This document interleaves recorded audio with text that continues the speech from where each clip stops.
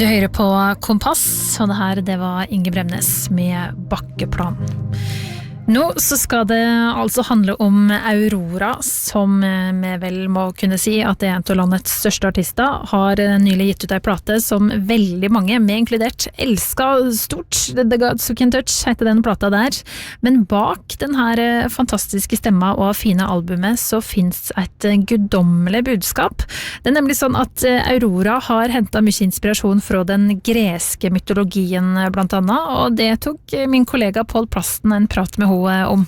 Altså, jeg leste veldig mye om religion og historie og menneskesyn og alt det der for noen år siden. Og så ble jeg veldig fascinert av hvordan menneske og tro og spiritualitet har endret seg gjennom årene. Så det var der alt begynte, tror jeg. Og måten, for lenge siden så var alt i bakken, og Gud var rundt oss, eller det vi tenkte Gud var da, var på en måte i vannet og i trærne og i solen og i jorden vår, og så med tiden så ble gudene mer og mer menneskeliggjort, og så etter det umenneskeliggjort. Jeg lurte veldig på hvorfor vi bestemte oss for å fjerne Gud fra jorden vi sto på, og så puttet vi han langt vekk og langt opp et annet sted, og så følte jeg at gresk mytologi var en av de på en måte fasene i vår historie som jeg resonerte mest med. Fordi de er så flinke på å feire mange av de tingene som senere ble veldig skambelagt og husket ned i mer moderne religioner. Sånn som seksualitet og kjærlighet, det å være kvinne, det å være homofil, eller det er så mange ting som de feiret i stedet for, og jeg synes det er så dumt at vi på en måte har gått litt tilbake igjen i fremgangen vi hadde allerede det da. Du så ingen skal føle seg dum her, altså gresk mytologi, hva er det vi prater om da? Det er jo på en måte noe som har veldig til felles, eller veldig mye til felles til romersk mytologi også, på en måte. I gresk mytologi så er det altså det er mange guder og mange gudinner. Og de hadde rett og slett en gud og en gudinne for nesten alt. De hadde en gud for bare vin. De hadde en gudinne for månen. De hadde en gud for død og en gud for drømmer. Så jeg vil si at gresk mytologi var et mye mer som åpent svar på disse usvarlige spørsmålene vi har om hva vi betyr, og hva meningen med livet er, og hva som skjer etter døden, og hvorfor vi ble skapt. Det var en mye mer sånn ydmyk måte å prøve å svare disse spørsmålene på, vil jeg si. Fordi de har på en måte svart de med å bare personifisere disse fenomenene i verden, jorden vår, Gaia, døden, drømmene våre, Kronos, altså det er veldig sånn, en veldig sånn åpen og fin måte, der vi prøvde oss å besvare disse spørsmålene som vi konstant leter etter svar på. Finnes det noen verdier i den greske gudverden som appellerer til deg? Ja, mange. Jeg resonerer veldig med åpenheten i kjærlighetens veier, som jeg har snakket mye om, det at det er lov å være homofil og bifil, det er lov å være kvinne og både bli sett på som ren og guddommelig, men samtidig seksuell og fri, som er på en måte to motsetninger, eller to ting verden har lenge sett på som motsetninger, at du må være enten det ene eller det andre. De hadde, jeg resonerer veldig med måten de oppfordret til å nyte livet, sin egen kropp, og vin og mat, og drømmene og alle sånne ting. Og så synes jeg resonerer veldig med den totale på en måte energien i måten de svarer spørsmålene på, for det er jo deres helter og ja, eller det er lite behov for kontroll som jeg ofte finner i andre svar på usvarlige spørsmål, om du forstår hva jeg mener. At det er med tiden så følte jeg at menneskene prøvde å både møte hjertene våre og spiritualiteten og spørsmålene våre, men samtidig så var det så lett å bruke de svarene til å kontrollere de litt svake i samfunnet, og det føler jeg ikke gresk mytologi gjorde på samme måten, og det elsker jeg. Det selvfølgelig alle mytologier og alle troer har jo sine feil, men det den mytologien jeg forstår mest, vil jeg si.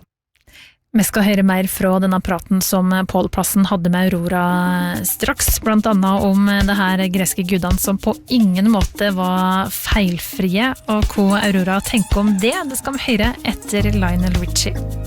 Den låta her har vist inspirert Disney til å lage en musikalfilm som visst nok på gang, som skal hete det samme som låta fra Lionel Richie, All Night Long. Og det passer fint til kusinat på sporet som vi inne på her i Kompass nå, fordi vi nemlig midt i en prat med Aurora, som har blant annet fortalt meg tidligere at hun ser enormt med Disney-filmer, til tider en om dagen, kanskje mer. Men det skal ikke handle om Disney, det skal handle om hennes nye plate, The Gods We Can Touch, som min kollega Pål har pratet med henne om. Det nemlig sånn at hun har hentet inspirasjon fra den kristne skapermyta og de greske gudene, som hun har et nært forhold til. Men så det jo sånn at de greske gudene kan være ganske slemme, ganske hevngjerrige. Hva tenker hun egentlig om deg? Ja, jo, men det var mye av de også.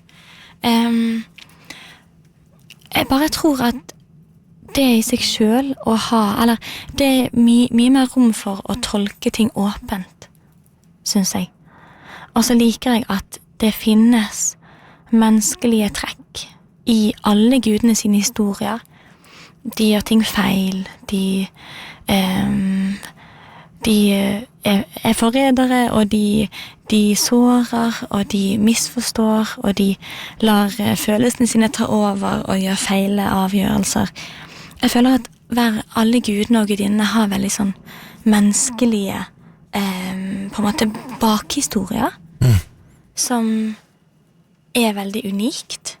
Så det veldig sjeldent at jeg synes jeg å se så mye menneskelige trekk i gudene, og nesten gudelige trekk i oss selv. Hvem av de greske gudene det som tar deg sterkest til da? Jeg tror jeg liker veldig godt Eros, selvfølgelig. Guden for festligheter og ecstasy og sensualitet og frihet og dans. Og så liker jeg veldig godt Persefone. Hun var på en måte moren, eller jeg vil si dronningen til Hades, kongen av underriket. Men hun tok på en måte vare på alle de som ikke fikk plass i riket oventil. Hun tok på en måte vare på alle de som var utkastet og dømt, som jeg synes en veldig vakker ting. Du tar deg også en tur innom Edens hage på plata, gir en slags oppreisning til Eva som stjeler eple. Hvorfor fortjener Eva, som da var den som ikke kunne motstå fristelsen, hvorfor fortjener hun applaus og ikke fordømmelse, tenker du? Jeg vil jo si at når hun tok en bit av det eplet, og endelig jeg fordømte menneskeheten fra den perfekte hagen, og fra evig liv, og fra paradis da, og ned til jord.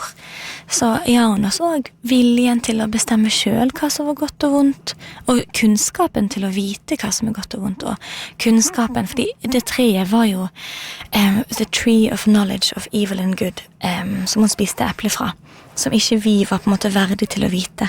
Og jeg vil jo si at fri vilje, som også Norge setter veldig høyt, jo en nydelig gave å få. Og så synes jeg det litt morsomt også at selvfølgelig begynte det hele med at det var en kvinne som gjorde noe feil. Men også noe veldig rett. Du legger snart ut på en turné og skal holde 45 konserter i Europa og USA etter hvert. Nå krysser vi alt vi har, ikke sant, for at det her skal gå som planlagt. Hva det du vil at publikum skal sitte igjen med etter å ha hørt musikken din? Altså, jeg vil alltid at folk skal føle seg bare fri. Jeg vil at folk skal bli minnet på fellesskapet, hvor lite alene de Fordi når de ser rundt seg og alle gråter og har gått gjennom de samme tingene på forskjellige måter, så blir vi på en måte minnet på hvor mye vi finnes her sammen, og hvor mye vi kan forstå hverandre og bli møtt med forståelse om vi åpner oss mer. Det så rart at vi tror så ofte at vi helt alene i erfaringene våre, og i de følelsene vi går gjennom. Men så det alltid noen der ute som har vært gjennom akkurat det samme, og vet akkurat hvordan du har det. Men også selvfølgelig friheten i seg selv, gi litt slipp, danse litt, ikke se så rundt seg, og være redd og opptatt av av at verden på en måte ser på deg, fordi det ikke så viktig hva verden synes. Det sa altså artist Aurora til kollega Pål Plassen, og vi skal ta og høre låta der hun gir en hyllest til Eva. Det her, det Heathens på P1.